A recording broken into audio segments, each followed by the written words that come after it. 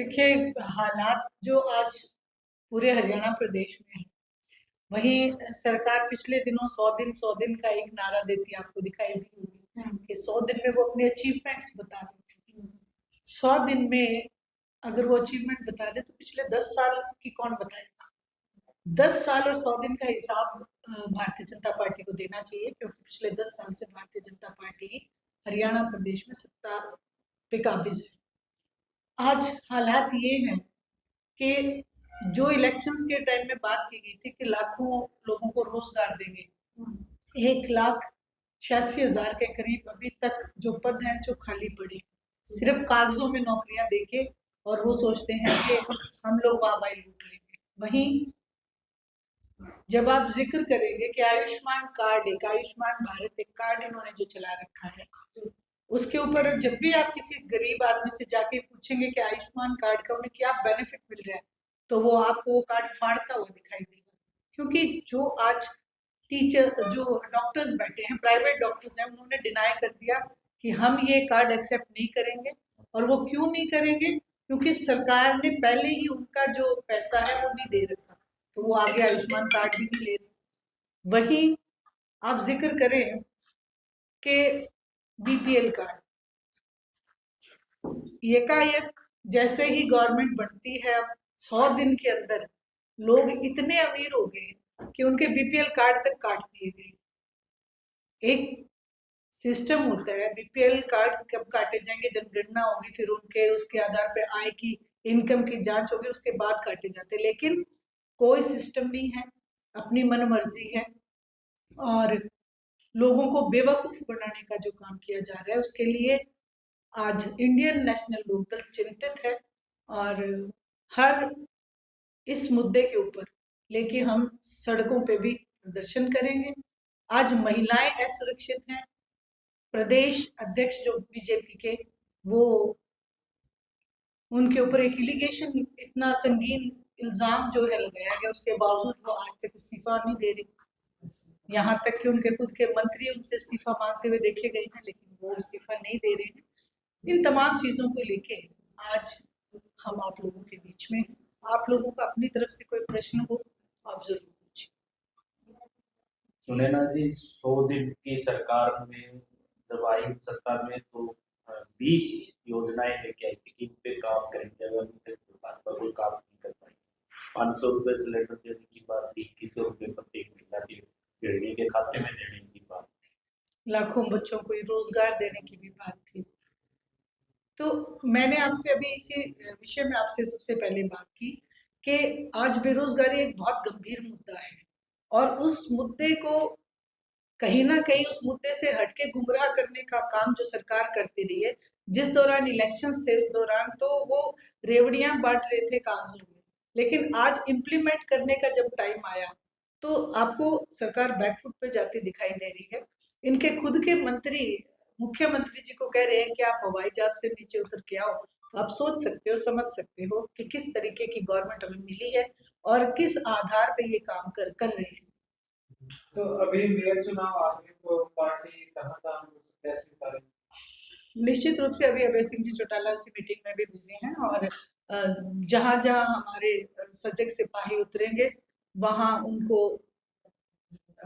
अपने सिंबल के ऊपर उतारने का काम करेंगे, और जहां किसी को अगर हेल्प की जरूरत होगी तो हेल्प आउट करने का भी काम करेंगे। मेन मकसद सिर्फ हरियाणा प्रदेश का भला, हरियाणा प्रदेश के लोगों की सुनवाई, ऐसे कैंडिडेट की मदद करेंगे जो निडरता से आगे बढ़ के, निर्भीक होके सरकार से अपनी डिमांड रखे, लोगों के लिए लड़ाई करें। ये कब तक अनाउंस हो सकता है जो आप पार्टी के? 1 या 2 दिन में मुश्किल से ज्यादा, क्योंकि बहुत नजदीक चुनाव है और नॉमिनेशन भी बहुत नजदीक है। क्या आवेदन भी मांगे गए और पार्टियों की तरह से? बिल्कुल मांगे गए हैं, और अभी कल ही जैसे तिगावा का तो एक उन्होंने घोषणा भी कर दी है, दे भी दिए सिंबल, जिलाध्यक्ष वहाँ के। हिसाब से कौन हो सकता है? देखिए, अभी नॉमिनेशंस जो है गए हुए हैं, और उनमें जिसको भी अभय सिंह जी चौटाला मोहर देंगे। और चुनाव में गठबंधन करती है पार्टियां, क्या इस चुनाव में भी किसी के साथ गठबंधन करेगी? इंडियन नेशनल लोकदल का गठबंधन सदैव जनता के साथ है और जनता के साथ रहेगा।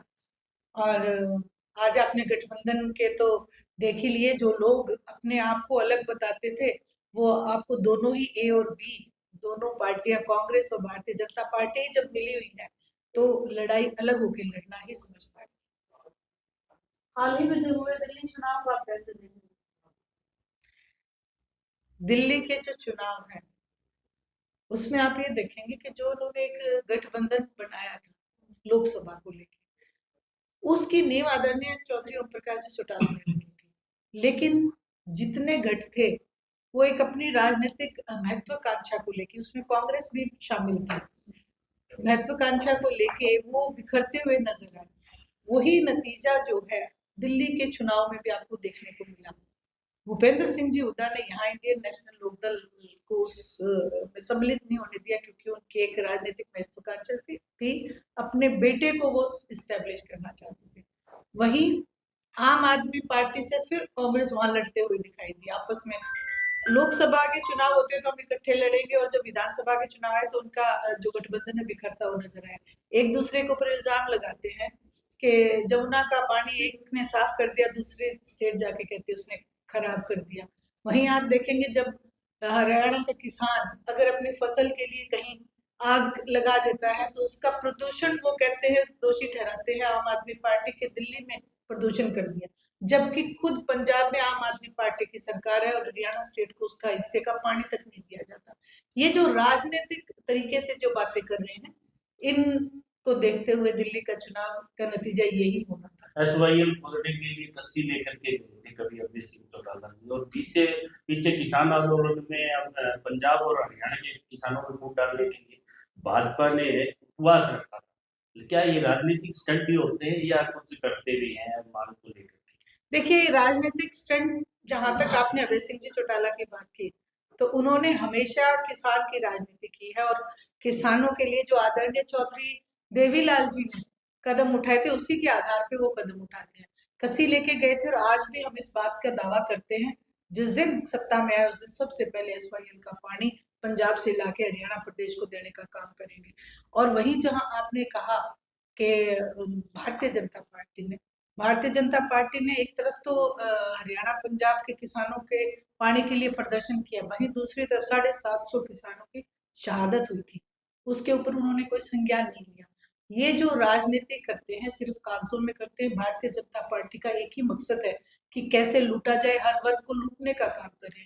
मैंने अभी आपको आयुष्मान कार्ड के जिक्र के माध्यम से बताया, ये लूट नहीं तो क्या है। आयुष्मान कार्ड बनवाने के लिए तो कहने के लिए तो बनवा दिया कि हम गरीब की मदद करें, लेकिन कहीं पे भी गरीब आदमी का इससे भला नहीं हो रहा। सिलेंडर ये लोग कह रहे थे 500 का कर देंगे, वहीं जैसा कि आपने जिक्र किया महिलाएं आज भी 2100 रुपए का इंतजार कर रही हैं, अभी वो कह रहे हैं हम सोचेंगे फिर इम्प्लीमेंट करेंगे। जिस वक्त वायदे करते हैं तो झूठ झूठ और झूठ लिख एक भाजपा नेता से बात करी तो 1,80,000 रुपए की बात कर रहे कि 1,80,000 के नीचे जिनकी आमदनी है 500 रुपए का सिलेंडर सिर्फ उन्हीं को दे। तो क्या ये घोषणा पत्र में भी भाजपा ने लिखा था कि 500 रुपए उन्हीं को देंगे? वोट तो सब ने दी है, तो सबका क्यों नहीं दे रहे? तो इसके लिए क्या लड़ाई लड़ेंगे? प्रत्यक्ष को प्रमाण की जरूरत नहीं, कतई नहीं। इंडियन नेशनल लोकदल ने तो उस समय भी कहा था कि केवल झूठ का पिटारा है और सिर्फ कागजों में काम करती है भारतीय जनता पार्टी। धरातल पे जब आप जाओगे तो आप गांव-गांव में आप जाके देखें, आज पानी पीने के पानी की समस्या आपको दिखेगी, सड़कें आपको टूटी हुई दिखाई देंगी। वहीं आप सबसे बड़ी नशे के ऊपर ये बहुत बात करते हैं, आज नशे के ऊपर कहीं से भी कोई कदम नहीं उठाया जा रहा। बहुत सारी आज हरियाणा प्रदेश की माएं केवल इस चीज के लिए चिंतित है कि आज वो स्कूलों की डिमांड नहीं करी, वो रिहैब सेंटर्स की डिमांड करी है कि जब बच्चा पढ़ेगा तो तब जब वो नशे से मुक्त रहेगा। आज ये सारी जो चीजें हैं, समस्याएं हैं, ये बहुत जटिल होती जा रही है और इंडियन नेशनल लोकदल हमेशा इन चीजों को लेके लोगों के बीच में जाएगी और आने वाले हर इलेक्शन में आपको इंडियन नेशनल लोकदल पूर्ण रूप से ऊपर आते हुए दिखाई देगा। गांव से गांव जोड़ने के लिए कई सड़कें बनी है बिहार के अंदर, 1 महीना भी नहीं पकड़ी, सब बजरी रोड जो है रोड की नजर आई, यानी कि तारपुर लगने से पहले ही चोरी हो चुका है। तो क्या माननीय मंत्री के खुद के गांव से लेकर ससुराल तक का रोड भी यही हाल है, तो कहीं इनेलो का रोड प्रदर्शन नजर नहीं आया। इंडियन नेशनल लोकदल आप कार्यकाल देखें, आदरणीय ओम प्रकाश जी चौटाला एक ऐसे मुख्यमंत्री थे जिन्होंने सबसे पहले गांव में सीसी की जो सड़कें हैं सबसे पहले उन्होंने बनवाई। उनकी एक सोच थी कि डेवलपमेंट हो, पूर्ण रूप से विकास हो, गांव का विकास हो, शहर का विकास हो। गुड़गांव एक बहुत बड़ा एग्जाम्पल है। वहीं अगर आप माननीय मुख्यमंत्री सैनी साहब की अगर बात करें, जो अपने ही ससुराल तक की सड़क ठीक नहीं करा सके, वो हरियाणा प्रदेश उनसे क्या उम्मीद करेगा, क्योंकि वो हेलीकॉप्टर में रहते हैं, वो सड़कों पे नहीं चलते हैं। आदरणीय ओम प्रकाश जी चौटाला गांव-गांव जाते थे, मुख्यमंत्री होते हुए 7000 गांव में वो स्वयं गए थे। अभय सिंह जी चौटाला भी इसी बात के लिए वचनबद्ध हैं कि जो जिस तरीके से काम इंडियन नेशनल लोकदल की एक पहचान रही है, उसी तरीके से काम करेंगे। मैं तो जनता जनार्दन से रिक्वेस्ट करूंगी कि आपने बहुत देख लिया, आपने ABC सारी टीमें देख ली, इस बार अभय सिंह जी चौटाला को मौका दें और फिर काम वो बताएंगे कि काम कैसे होता है। बीजेपी में जिस तरह से जो है अमित विज वैसे ही मुख्यमंत्री के खिलाफ जो बयान दे रहे हैं उसको किस तरह से देखते हैं? देखिए, सबसे पहले तो वो एक बहुत कद्दावर नेता है। जब भारतीय जनता पार्टी का नामो निशान नहीं होता था, उस वक्त से वो MLA बनते आ रहे हैं। लेकिन आज उनके हालात ऐसे हैं कि वो मजबूर हैं अपने ही नेताओं के खिलाफ आवाज उठाने के लिए। जहां तक उनकी आवाज उठाने की बात है, तो मैं तो उनसे प्रार्थना कर रही हूँ, और मैंने पहले भी अपने वक्तव्य में बोला है कि जिस पार्टी में कदर ना हो उस पार्टी को छोड़ देना चाहिए। वो अपने आगे एक स्लोगन लिखाते हैं, गब्बर। गब्बर वो कब साबित होंगे, जब वो इस्तीफा दे देंगे। अभय सिंह जी चौटाला को शेरे हरियाणा कहा जाता है, क्योंकि उन्होंने पूरे हरियाणा प्रदेश में मात्र एक सीट इंडियन नेशनल लोकदल की थी, उसके बावजूद उन्होंने किसानी के पक्ष में इस्तीफा दिया। पूरे हिंदुस्तान में एक इस्तीफा हुआ था, इसलिए उन्हें शेरे हरियाणा का एक जो टैग मिला। अब गब्बर का टैग कायम रखने के लिए अनिल विज जी को भी इस्तीफा दे देना चाहिए। तो क्या वो इस्तीफे के साथ साथ ये भी कहेंगे कि मैं तो पार्टी में वो देखिए, निश्चित रूप से हम तो कहेंगे कि अगर इस्तीफा देने का मादा है और उनमें हिम्मत है, तो हिम्मत वाले को हिम्मत वाले के साथ आना चाहिए। हम कहेंगे बढ़िया, हमारी पार्टी में एक गब्बर हो जाएगा और एक शेरे हरियाणा हो जाएगा, अच्छी बात है।